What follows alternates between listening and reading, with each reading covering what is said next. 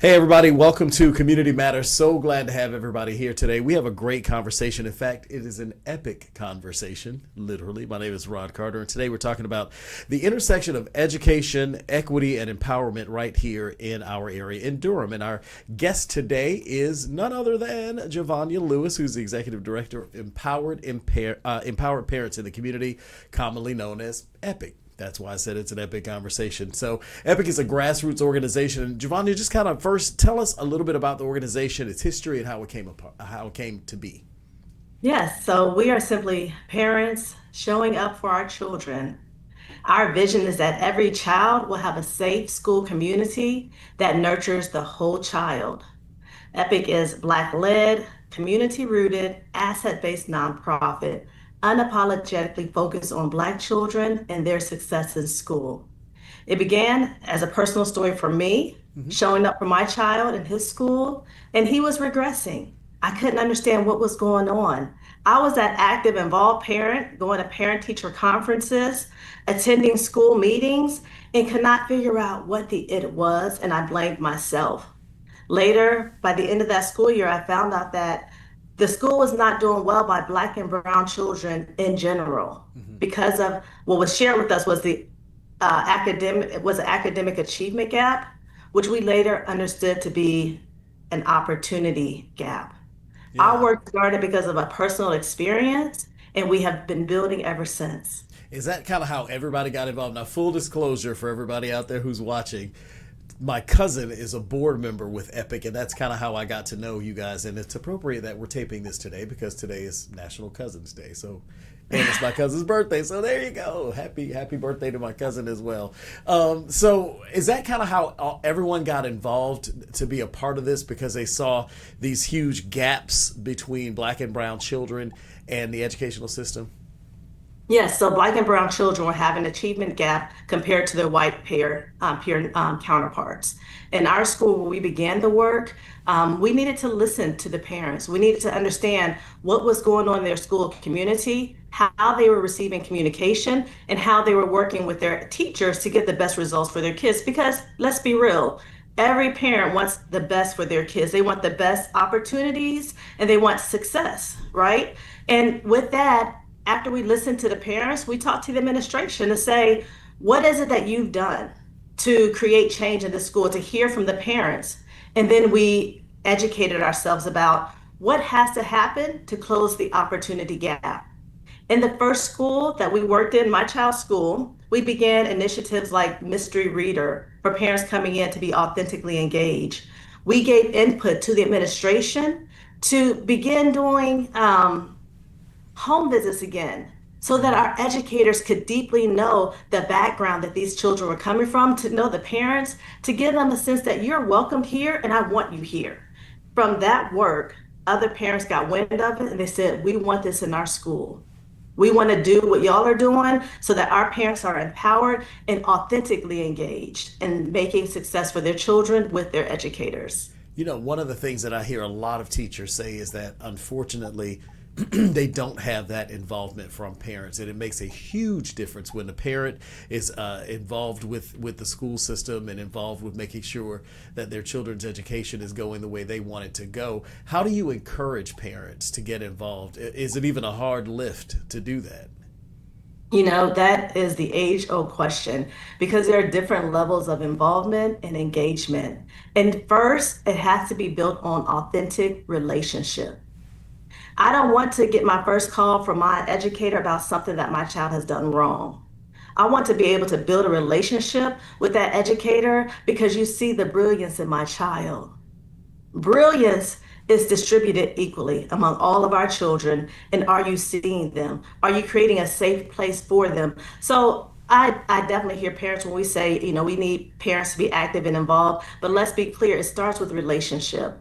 And I need you to know me and me to know you and understand too, I am the first parent for this child. As I'm giving my child to you, lean on my wisdom on what works Exactly. and what doesn't work. That's how you get parents to begin getting engaged. And then it cannot just be a checklist of things. So what we help to do is help to create those authentic relationships and connections and not to just be a we did what we said we was going to do. They didn't show up. We want to make sure we're nurturing conversations that are the root cause of what's really happening in those classrooms. We teach parents how to navigate the school system, but to also disrupt places of inequities. So how do you do that? Because I could see that being great, and I could also see teachers going, hey, hold on now, slow down, you're doing too much. How do you then get in there and show them that you're not trying to dismantle, but disrupt the way things are going to make it better? Yeah, and it begins with awareness, honest conversation, and not singling out people. It's a system of ways in which we've operated or the ways in which we allow certain practices to go forward. So with that, we want to just get awareness of what's really happening. There, there are times where I heard a story. One of the high school students shared that she was in an AP, she was in a class, she was in a maybe English class, and she's being recommended for the next class, whether it was AP or not. She had a white male friend, and she had the higher grade in that class, and she was not recommended for AP, and he was. When kids hear that, there's a difference in how you're implementing a policy or a practice, right? There's gatekeeping that's happening. Those are things that need to be disrupted. Those are things that we want to give light to. We can't keep secrets, but we have to be honest that that practice was not fair. Right. So in addressing what's fair and not, it's like we're not up against you, but we want to work together to see what were you thinking, how were you considering this? And separate from this situation with some of our children, we had to consider what are they bringing with them in their book bags besides just books and pencils? What are they carrying on their backs from the neighborhoods that they're coming from, the trauma they're experiencing? Yeah. So how do we, when children may act out because of all that they're carrying, how do we still meet them where they are? And again, it's not a I'm blaming this teacher for it. I just want you to help you understand and see where it's happening and come up with different ways to be fair, to be equitable for what that child needs to help them be successful. Do you think teachers in general understand the differences? And I don't want to sound negative towards teachers because I think they do an amazing job, and Lord knows it's a calling. I say that all the time, it's a calling. But do you think they broad brush everything the way they teach, or do they really kind of look at each child as a different person and with a different background? Because like you said, I'll tell you a story. I watched Good Times as a kid growing up all the time. And they talked about standardized testing once and how, and I think it was, they had a question like cup is to saucer as something is to something. And, there was a huge difference in how people look at it because a lot of poor people may not have had a saucer. So a cup really goes to the table, not to the saucer. But it showed me how the differences in how people bring the stuff, as you said, the things they bring with them on their back besides backpacks, all the differences, the socioeconomic differences, and how that is important for teachers to look at. Do you think the teachers see that, or do they just teach broadly whatever that is? Yes, Rod, I agree with you. To be a teacher is to follow a calling. That is truly a calling and a passion to educate children, those who are in the profession. And I give them 100 million gold stars for the work that they do and commend the hard work that they give to this profession that is undervalued by our society. If you look at a society, the society's going to put their money where their mouth is. They're going to put their money into the things that they value most. And when we look at our educator pay and where it's ranking across in North Carolina compared to other states in pay, educator pay, I want to say we're 47th.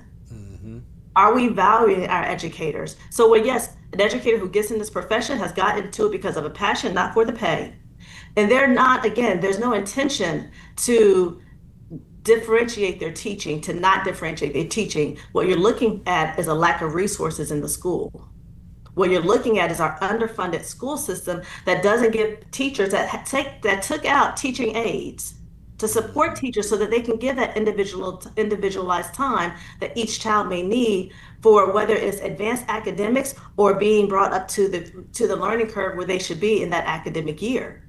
And it's even worse right now because budgets haven't been passed, and money's being cut from the federal level. So they have a lot going up against them. So I would imagine that an organization like yours, which is asking parents to be involved and you guys are advocating, really is a big help for them. More now than ever before. We have to be on the same page and build a community of care, a community where we see all of our children, we see our educators, we're supporting each other. We cannot fight each other. And that's why Yeah. I'm glad you said no, it's not to demonize teachers and the work that we do, it's looking at the root cause of where we are and how to be real about the conversation too. In the outcomes that we see for Black children, they're at the bottom of Yeah. success in college and career readiness. And then at the height of statistics when it comes to suspension. Their Black children are two Yeah. times more likely to be suspended than their white counterparts for the same behavior. Are So those some of the systemic things that you guys go after every day with what you do with Epic? that's it. That's it. The community of care so kids are seen, have a sense of belonging, and know that they are brilliant and that brilliance is expected from them. Now, you said you guys have been around for how long again? I'm sorry. So I've been doing this work for 16 years. Yeah. The actual nonprofit has been established for the past 6 years in, in Durham. in 6 years, what difference have you seen that's been made? Oh, wow. We are creating community. One of the things that's important is that parents know each other. When schools were segregated, neighborhoods were segregated, that's something that, again, you knew your neighbors, you knew your child's teachers. So in our design and the programming that we do, we want to go back and create that kind of community, not segregated, but while we're integrated, know your neighbor, know who's in your schools. So some of the success we've had is that when you become a part of Epic, you become a part of a community. You have people who have social capital, networking, resources to share, and looking for opportunities. There's a like-mindedness. One of the best things we have is community. You saw the pictures that you were rolling earlier. Yeah. Our community gets together. We educate about what's the best practices and opportunities for our kids to be successful together. We have that network form. And when you get with Epic, our parents don't leave us. We have Yeah. 80% success rate of parents coming back to the programs that we're offering, of their kids getting involved.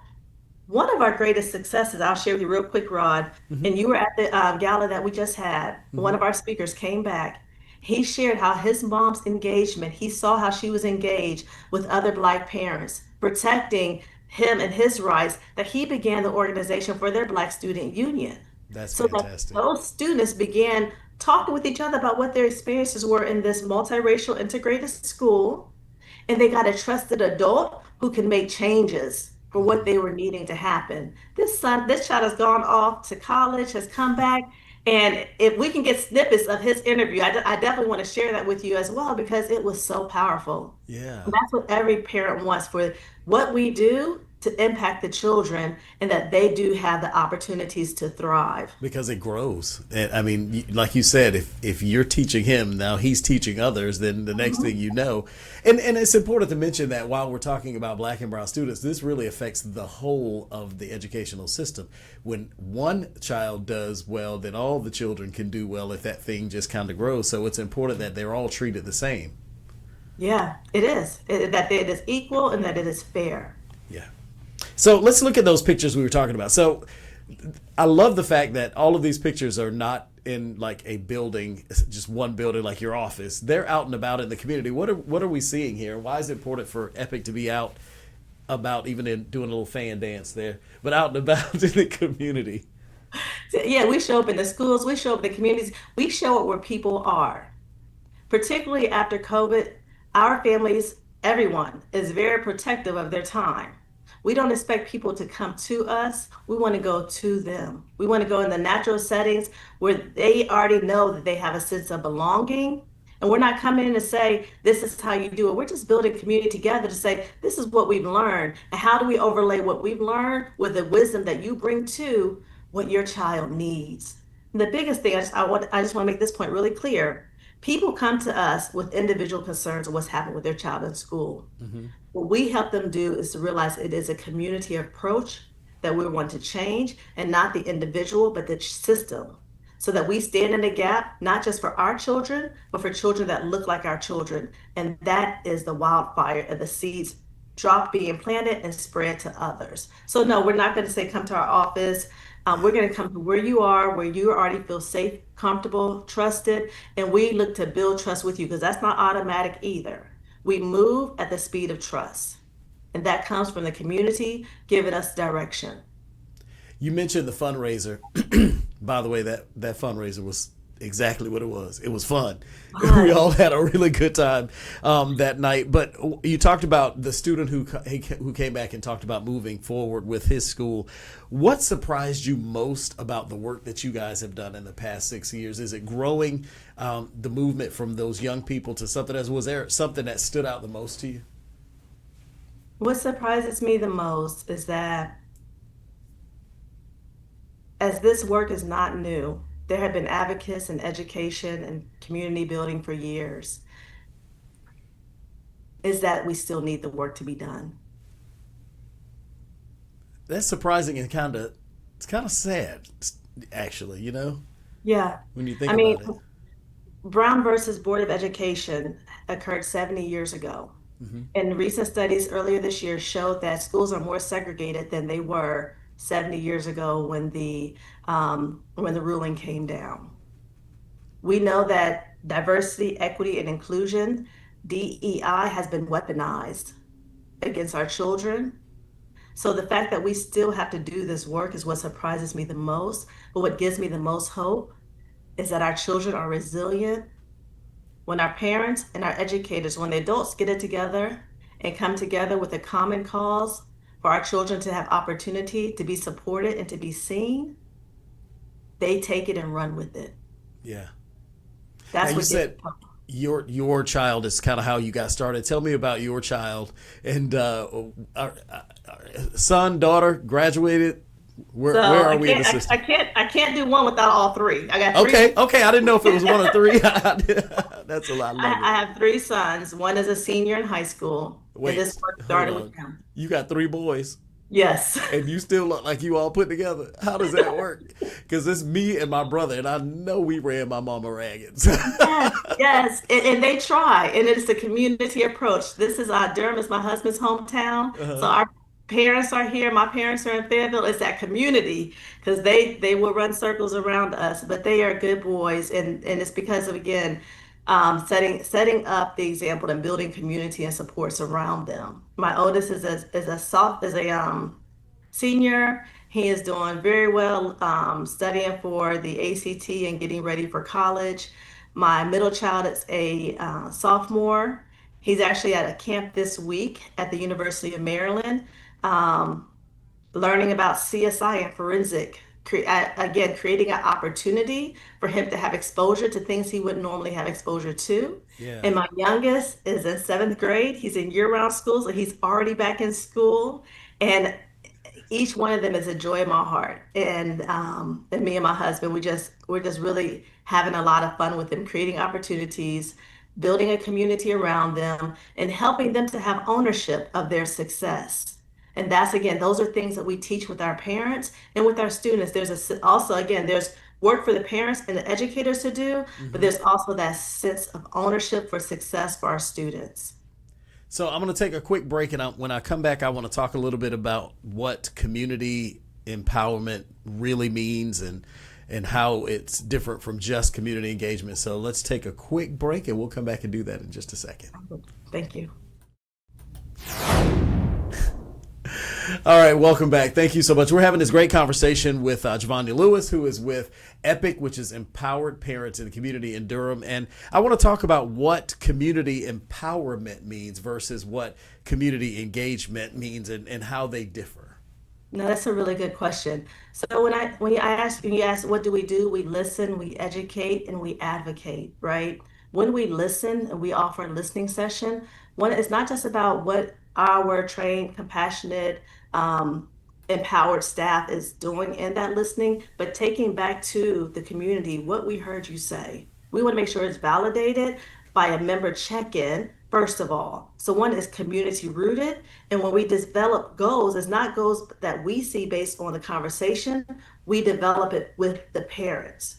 What do you need in education? What resources do you need or opportunities do you need to learn about to navigate the school system? Who can we bring to speak? Can we bring a superintendent? Do you need to hear from the exceptional children's department leader? We set that up. We only move by the pace by which what the parents are telling us is needed. We stand in the gap for parents so they don't have to do it themselves, and we bring that together. And lastly, we offer psychoeducational support groups for families. We help families to take care of their mental health and wellness, being aware that their children have mental health and wellness. And what can we do again to help build their capacity so that they can show up collectively to advocate for the changes that they need to do in our school? So the difference from our work of just engagement, it's not just coming to our workshops and programs and listening to us. And, we provide food and childcare at every event we have to create access, to break bread together, to create that communal feeling. But we are truly parent led. You parents set the direction of what your collective needs. That's what empowerment is about. And what we've had, another success we've had is that we will have decision makers calling us to invite parents to the table to make decisions with them, to be on a task force, to be a part, to becoming civically engaged. We have parents who are watching board meetings, who are watching county commissioner meetings and understanding where the funding comes from. When they ask, how come this school did not answer my phone call? How come I'm not getting the customer service I need? What can parents or educators or allies do? What's one way they can get involved to support your mission and then move it forward? Oh, you mentioned the gala earlier, so I'm going to start there. Become a monthly sustainer. Yeah. To get involved with the work that Epic is doing is one, giving us a flexibility to do our work without having to worry about some grant making and filling positions. Epic-nc.org is where you can donate, make a donation, and become a monthly sustainer. Other ways that people can get involved with the work that we do, again, going to our website, reaching out to us and letting us know.